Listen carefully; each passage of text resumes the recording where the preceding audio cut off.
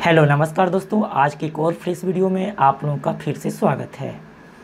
आज की इस वीडियो में यदि आपने कैनरा बैंक में अपना अकाउंट ओपन कर लिया है ऑनलाइन या फिर ऑफलाइन, या फिर आप कैनरा बैंक में अपना अकाउंट ओपन करने का मन बनाए हुए हैं, तो वीडियो आपके लिए है। आप कैनरा बैंक का इस वीडियो में मैं आपको पूरा विस्तार से बताने वाला हूँ कि कैनरा बैंक के फ़ी एंड चार्जेज क्या हैं, कैनरा बैंक का अकाउंट को हम क्लोज कैसे करते हैं, कैनरा बैंक में यदि आपने अकाउंट को ओपन किया है और उसको आप क्लोज करना चाहते हैं तो कैसे क्लोज करते हैं, साथ ही कैनरा बैंक के क्रेडिट कार्ड को हम कैसे लें, कैनरा बैंक का डेबिट कार्ड पर चार्ज कितना है, सारा डिटेल में बात करने वाले हैं। तो आप वीडियो के साथ बने रहिएगा। चलिए शुरू करते हैं। हमारे वीडियो देखने के लिए सब्सक्राइब कीजिए और बेल बटन को दबाइए और यहाँ पर ऑल कीजिए। यहाँ पर हम बात करें कैनरा बैंक का अकाउंट के बारे में, तो यहाँ पर कैनरा बैंक का बहुत सारा अकाउंट है। अभी जो कैनरा बैंक का आप अकाउंट ओपन करते हैं ऑनलाइन या वेबसाइट के थ्रू ओपन करते हैं, या फिर आप कैनरा के दिया ऐप के थ्रू अकाउंट अपना ओपन करते हैं, या फिर आपने किया है या आप करने की सोच रहे हैं, तो यहाँ पर आपको नॉर्मल सेविंग अकाउंट ओपन होता है। ध्यान दें कि नॉर्मल सेविंग अकाउंट में एवरेज मंथली बैलेंस रखने की ज़रूरत पड़ती है। तो यहाँ पर आपको हम डिटेल में बताने वाले हैं। तो अब हम बात कर लेते हैं सेविंग अकाउंट के बारे में। तो कैनरा बैंक का अकाउंट ओपन करने के लिए आपके पास आधार कार्ड और पैन कार्ड होना ज़रूरी है। यदि आपके पास पैन कार्ड नहीं है तो आप फॉर्म 16 भी फिलअप कर सकते हैं और यहाँ पर जमा कर सकते हैं। मैंने आपको अकाउंट ओपन करके बताया भी है। यदि आपने अकाउंट अपना नहीं किया ओपन तो ज़रूर वीडियो देख लीजिए। अब यहाँ पर देखिए आपका सेविंग अकाउंट है BSBD, उसके बाद NSIGSE PMJDY प्रधानमंत्री जनधन योजना, स्टाफ, उसके बाद pensioner, Canara small saving account, senior citizen account, उसके बाद जीवन धारा account, SB power plus account, payroll account, SB defence account and Canara champ account. ये सारे अकाउंट आपको जीरो बैलेंस अकाउंट है। अब BSBD अकाउंट तो जीरो बैलेंस अकाउंट होता ही है, आप लोगों को मालूम होगा। तो ये लेकिन आपको ऑनलाइन अकाउंट ओपन नहीं होता है BSBD कैनरा बैंक में, इसे आपको जाकर के ऑफलाइन अकाउंट ओपन करना होगा। लेकिन जितना भी अकाउंट का नाम अभी मैंने आपको बताया है सारा जीरो बैलेंस अकाउंट है और इसमें आपको मेंटेन बैलेंस करके रखने की ज़रूरत नहीं है। दूसरा अकाउंट है आपको सेविंग बैंक अकाउंट विथ और विदाउट चेकबुक। तो यहाँ पर आपने जो अकाउंट ओपन किया है कैनरा के दिया ऐप से या फिर कैनरा के वेबसाइट के थ्रू, या फिर आप सोच रहे हैं ऑनलाइन अकाउंट ओपन करने के लिए, तो आपको यही अकाउंट ओपन होगा, सेविंग बैंक अकाउंट। ये अकाउंट आप बिना चेकबुक का भी ले सकते हैं या आपकी मर्जी है, या फिर चेकबुक भी ले सकते हैं। लेकिन इसमें एवरेज मंथली बैलेंस आपको 500 रुपये रखना पड़ेगा रूरल के लिए, और 1000 रुपये आपको सेमी या अर्बन या मेट्रो के लिए, छोटे शहरों के लिए, अर्बन के लिए और मेट्रो के लिए आपको 1000 रुपये यहाँ पर मेंटेन करके चलना पड़ेगा आपको अकाउंट में। और आपको रूरल के लिए, ग्रामीण क्षेत्रों के लिए 500 रुपये आपको मेंटेन करके चलना पड़ेगा सेविंग बैंक अकाउंट में, जो अकाउंट आप ऑनलाइन अकाउंट अपना ओपन करते हैं। अब यदि आप एवरेज मंथली बैलेंस 1000 से कम रखते हैं, यानी 1000 से लेकर के 700 के बीच में, तो आपको 25 रुपये देना होगा। जैसे 1000 से आप लोग 700 के बीच रखेंगे तो आपको 25 रुपये देना होगा। 700 से लेकर के 400 के बीच रखेंगे तो 35 रुपये। 400 से लेकर के 0 के बीच रखेंगे अपने एवरेज मंथली बैलेंस अपने अकाउंट में तो 45 रुपये। साथ ही रूरल के लिए जो ग्रामीण क्षेत्र है 500 से लेकर 350 रुपये रखेंगे तो 25 रुपये। 349 से लेकर के 200 रुपये रखेंगे तो 35 रुपये। 199 से लेकर के 0 रुपये रखेंगे तो 45 रुपये आपको यहाँ पे करना होगा। अब यहाँ पर पे कैसे होगा, यदि आप इस महीने में अकाउंट ओपन किए और इस महीने में आपने एवरेज मंथली बैलेंस जो कि मेट्रो के लिए, अर्बन के लिए और सेमी अर्बन के लिए 1000 रुपये है, आपने मेंटेन करके नहीं रखा, तो यहाँ पर आपको ये जो मैंने आपको कंडीशन बताया है, इतना रुपये आपको अगले जब भी आप पैसा जमा करेंगे आपको डिडक्ट कर लिया जाएगा, आपके अकाउंट से पैसे कटेंगे। अब जैसे इस महीने में आपने अकाउंट ओपन किया और आपने 1000 रुपये नहीं रखा, तो अगले महीने में आपको ये 25 रुपये जो इस महीने का था, आपको जैसे ही बैलेंस आप उसमें अपना डालेंगे, आपको 25 रुपये आपके अकाउंट से काट लिया जाएगा। उसी तरह से 700 से लेकर के 400 रुपये आप रखते हैं अपने बैलेंस, 1000 रुपये नहीं रखते हैं तो 35 रुपये आपको यहाँ पे करना पड़ जाएगा। आपको जब भी बैलेंस आप उसमें अकाउंट में रखेंगे, आपको यहाँ पर पैसे आपके बैलेंस से काट लिया जाएगा। तो यहाँ पर मैंने आपको टोटल बता दिया कि कब कितना रुपये आप रखेंगे तो कितना रुपये आपको बैलेंस कट जाएगा। तो आप लोग बैलेंस मेंटेन करके रखिएगा।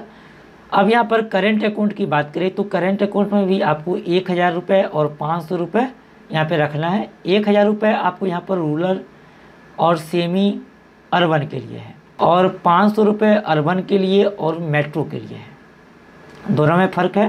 500 रुपये करेंट अकाउंट आपका है तो 500 रुपये आपको रहना एवरेज मंथली चाहिए यहाँ पर अर्बन के लिए और मेट्रो के लिए, और 1000 रुपये आपको रखना है रूरल क्षेत्र में आप आते हैं या फिर सेमी अर्बन में। और यदि आप मंथली बैलेंस अपना नहीं रखते हैं एवरेज मंथली बैलेंस करके तो यहाँ पर 60 रुपये पर डे आपको लगेगा और मैक्सिमम 400 रुपये यहाँ पर पे करना पड़ेगा। अब हम बात कर लेते हैं इसके डेबिट कार्ड के बारे में, जो कि काफ़ी लोग जानना चाहते होंगे। यहाँ पर डेबिट कार्ड की हम बात करें तो आपको पहला बार जब भी अकाउंट आप ओपन करेंगे तो आपको ये फ्री मिलेगा, कोई कॉस्ट यहाँ पर नहीं देना है, कोई पैसे आपको नहीं देना है। उसके बाद आपको एनुअल फ़ी के रूप में दूसरे बार से आपको 100 रुपये प्लस सर्विस टैक्स देना है। यदि आपने क्लासिक कार्ड लिया है तो आपको 100 रुपये प्लस सर्विस टैक्स देना है, और यदि आपने प्लेटिनियम का डेबिट कार्ड लिया है तो आपको 300 रुपये प्लस सर्विस टैक्स पे करना होगा। ध्यान दें कि मैंने आपको अच्छी तरीक़ा से समझाया है कि डेबिट कार्ड यदि आप अभी अकाउंट ओपन करते हैं ऑनलाइन या फिर ऑफलाइन तो यहाँ पे आपको कोई पे नहीं करना है, आपको अगले साल से आपको पे करना पड़ेगा। यानी कि 2020 में आप अकाउंट ओपन किए तो 2021 से आपको पे करना पड़ेगा एनुअल फ़ी के रूप में आपको 100 रुपये प्लस सर्विस टैक्स। अब सर्विस टैक्स सभी बैंक का अलग अलग है। अब इसका क्या है सर्विस टैक्स, तो यहाँ पर 77 या 75 लगता है प्राय सभी का।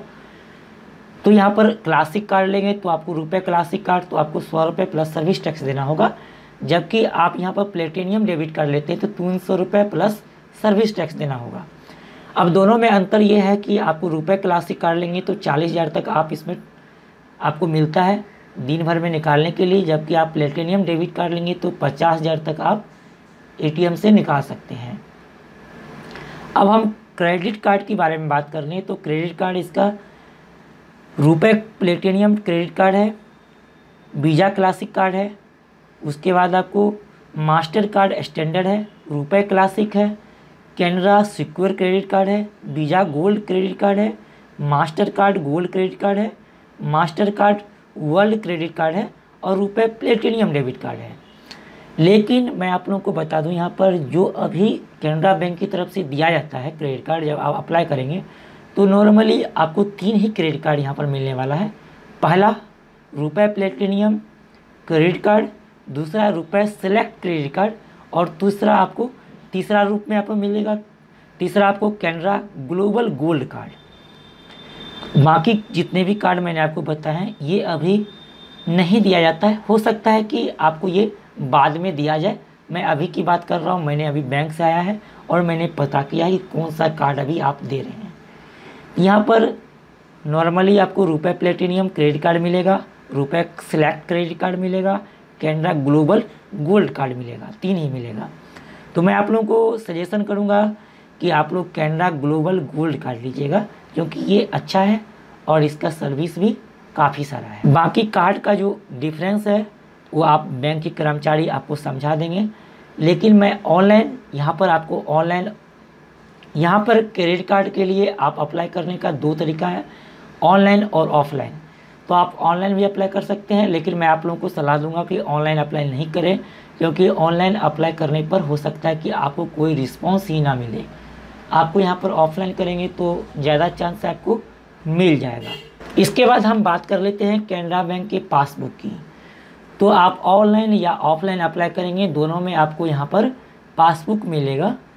पहला पासबुक आपको फ्री मिलेगा, कोई चार्ज नहीं देना पड़ेगा, लेकिन री इशू करवाएंगे पासबुक, आप फिर से दोबारा इशू करवाएंगे तो आपको 100 रुपये यहाँ पर देना पड़ेगा पासबुक के लिए।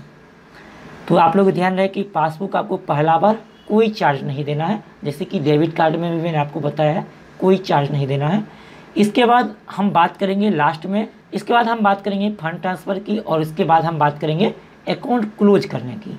तो फंड ट्रांसफ़र की हम बात करें यहाँ पर, तो आप IMPS के थ्रू जो ट्रांसफ़र करते हैं मोबाइल बैंकिंग के थ्रू या फिर इंटरनेट बैंकिंग के थ्रू IMPS के ज़रिए, तो यहाँ पर आपको 5,000 रुपये तक आपको कोई चार्ज नहीं लगेगा, नील है ये।